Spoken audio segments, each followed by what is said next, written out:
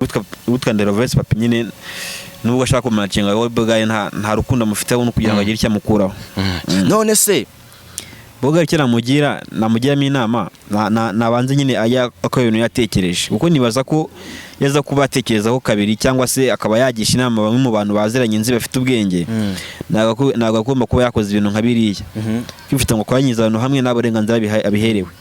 Ahubwo namugira inama yo kuba yabanza agatekereza akaba ati se ino bintu ngiye gukora ninde wabingiriyemo inama, ninde umuntu nzi nyine ufite ububasha nabanza kubiganirizaho kurya nyine yampa inama nzima. Okay, let's go.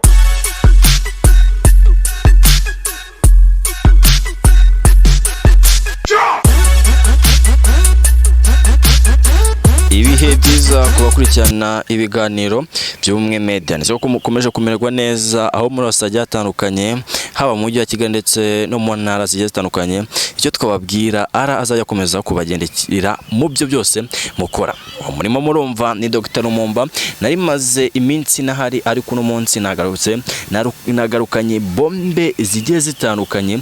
Niba ushaka kumenya amakuru arimo aravugwa menshi cyane, cyo nakubwira icara ku Ubumwe Media nurangiza utege amatwi. Uno munsi ndi kumwe n'umujene bakunda kwita Tofa Vibes. Ararinze pe, kaze ku Ubumwe Media. Yes, nabasuje cyane hano ku Ubumwe Media. Nanjye mvuga izina ryawe ariko kimba ndivuze nabi, nshobora kuba ndivuze nabi ariko wowe abantu bashaka yuko ugivugira. Ntago ibeshye nitwa Tofa. Ryatutswe ku izina ryanjye niswe n'ababyeyi yitwa Christophe no rituruka nyine nariciyemo gato nyine tuvuga ati nitwe Tofa. Ariko ku mbuga nkoranyambaga nitwa Tofa Vibes. No beje ubundi no kurambwira ati ibintu Yoel Bogari yakoze ntago nabyishimiye. Gwira n'imyigaragambyo iteye ubwoba. Mbere na mbere aho byabere waruriye. Ndabeshye nari mpari cyane kabisa neje kwa gatanu. Rero ndagira ngo ubicemo nyine urase kuntego uvuge nyine uvuge kuntu byagenze kujya no dukurikiye ku Ubumwe Media amatsiko afite arangire. Ubundi aka kanya witwa Bogari ni ikibazo cy'igihe akaba yafunzwe cyangwa se yafashwe yashyizwe mu maboko ataraye kuko ibintu yakoze rwose ntago ibyo mukote ufite ubwenge bwuzuye. Utekereza aka kanya rwose ngenda nabasha kumbwira ko iyo yatindiganya gato aba yisafatirwa hari ariko nyine yahise agenda arahava bitewe nuko yakurikiranyweho ibyaha nyine bikomeye cyane iyo kuba akoresha igisa nk'imyigaragambyo kandi nawe urabiza hano mu Rwanda nyine imyigaragambyo kabisa ntago ibaho kabisa, ntago byemewe. None se byatangiye mu masaha yasangaye? Byatangiye mu masaha ya 4:30 kuko yavuze 4 abantu bagira 4:30 hafi 5. Aratangira arakora ngo igikoko nyine atangira azana amabanderole ye nyine ariho ifoto ye handitse ngo igikoko day. Nyine abantu batangira gufata igikoko kiraje, atangira gufata ama video menshi nyine hari muri mu mbuga ngari kuri convention. Nyine ubona ko urubyiruko rwinshi nyine rwaje kandi nyine rufokasinze kuri Yoel Bogari wateguye icyo gikorwa. None se usibye Yoel Bogari nta bandi bantu bazwi mu gihugu bari inyuma y'ibyo bintu? Abantu nabonye harimo umunyamakuru wa BTN TV witwa Nderoves Papi nawe yarahari cyane. Nungu n'abasha kumenya icyo yaje kuhakora kubera ko nawe nyine ari mu babwiye Bogari ko ashobora kuba yafatwa kandi akaba yanafungwa. Ibwo muri make no wamuravu yakika akanamugira inama nyine bagahita bagenda ku kanya kuko ndakeka yaranamutwe mu modoka ye. Nande no gusa wari uhari? Niwe nabonye ufite uzwi nyine ya wari uhari. Abandi bose bari abantu bakoresha TikTok ndetse n'izindi mbuga nkoranyambaga nyine hano mu Rwanda. Ariko makuru maze iminsi numva nuko Papi arimo arashaka kumubera manager. Biravugwa ariko nyine kuko narebye ukuntu bari kugenda baganira gake biherereye ahantu. Bivuga ko rwose byashoboka nanjye ntago nabijya kure, ashobora kuba yagiye kuba manager we kabisa. None se bajya bambwira ngo Papi ngo ni igisambu yakubereye manager. Papi ndagira ngo nyuremo umuntu agiye managinga. Papi ngubu ya managinze Papa cyangwa wenda ashobora kuba ari we bakirwa ntago mbiza ariko yamubereye manager n'abandi bahanzi tubakizamuka agenda abafata nyine akabasha kuba yaba yagiye icyo bakora kuko nta muntu managing undi atamukoraho umufungwa wapi ntago bishoboka. None se biriya bintu ngiye mbona atari byo? Papa Cyangwe uyu nguyu tuvugana ntabwo ari ukiri mu maboko yiwe. Papa Cyangwe ubu ngubu arimo arikorana. Biriya bintu ngo yaramwambuye ngo yamuriye amafaranga menshi cyane ngo nawe ngo yagufatishije ngo papi nakurekura. Ni abamanager bose iyo akumanaginze ntago aba ari urukundo agufitiye ahubwo bashaka kugira icyo agukuraho ko nabo nyine baba bashaka ibiceri nk'abandi bose. Ndagira ngo tugore ku nkuru gatoya nubwo Yoel Bogard yoya yitwa Vestine na Dorcas na Irene bizi ko cyane banyuzagaho imiziki yose Irene yisigaranye. Iyo nyine kuvuga ati abamanager b'iki gihe baba bashaka kuba bagira ikintu bagukuraho nta rukundo baba bafitiye umuntu na gato. Ko batandukanye nabi pe. Rero witwa Nderovesi Papi nyine nubwo ashaka kumanaginga Yoel Bogard nta rukundo amufiteho no kugira ngo agire icyo amukuraho. None se nkawe wari uhari wabonye nyine usa nkaho amaso yarebye ukavuga ati abantu bitabiriye bangana ucya ugereranyije ni nk'abantu bangana ute bari bahari bari benshi cyangwa bari urusenda hagati wenda ya saa 4 n'igice cyangwa saa 5 bari mu 100 cyangwa 150 ariko saa 7 saa 8 gutyo bari bageze muri desa n'abandi barenga muri 200. Nuko urambwira ati ibintu njyewe aho bigeze mfite n'imbaraga nshoboye ntahita njya kumureka. Ni ukubera iki?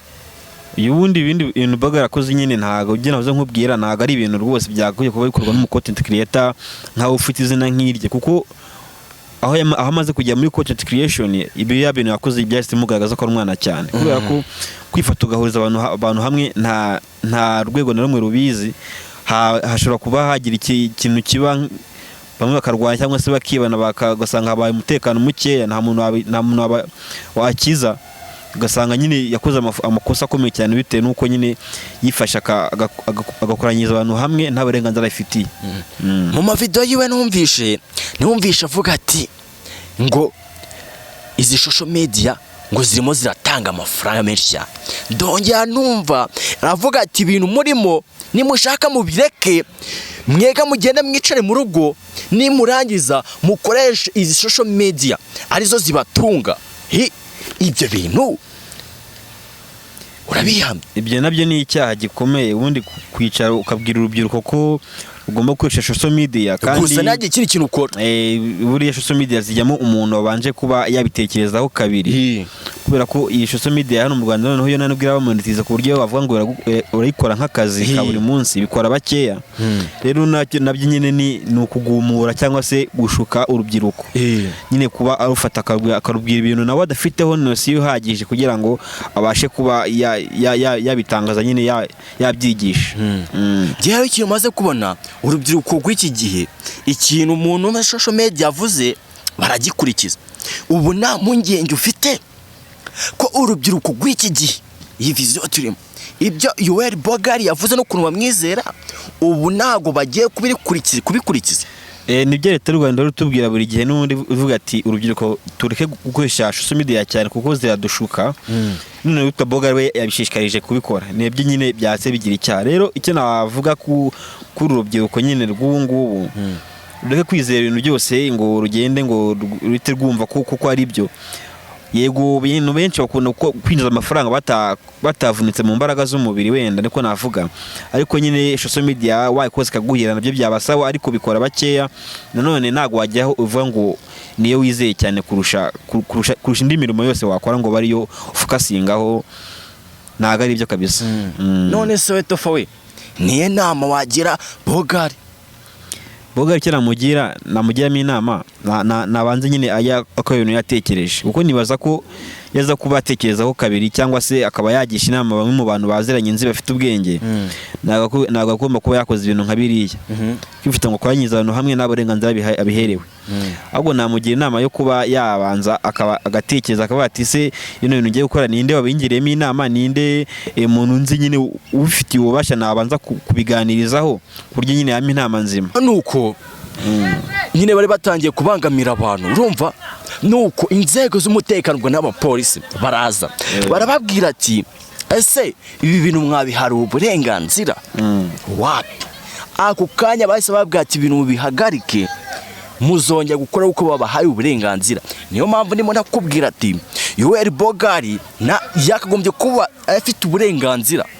Rero ikintu nsaba uyu muntu akwiye guhanwa.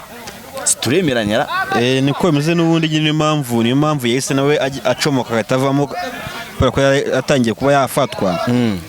Witwa Nerovesi agahita amubwira ati nagende nyine. Niyo mpamvu kuko atafite uburenganzira, atabigize abihererwa nyine uburenganzira kugira ngo abashe kuba yakoranya abantu agiye icyo ababwira. Impamvu nyine azayibazwa no mu minsi iri imbere. N'ubu ngubu bakumva ngo yafashwe cyangwa se ngo yafunzwe bitewe n'uko nyine atabigize abihererwa uburenganzira. None se Top 5 Buzi ni ikihe kintu wabwira abakunzi b'Ubumwe Media?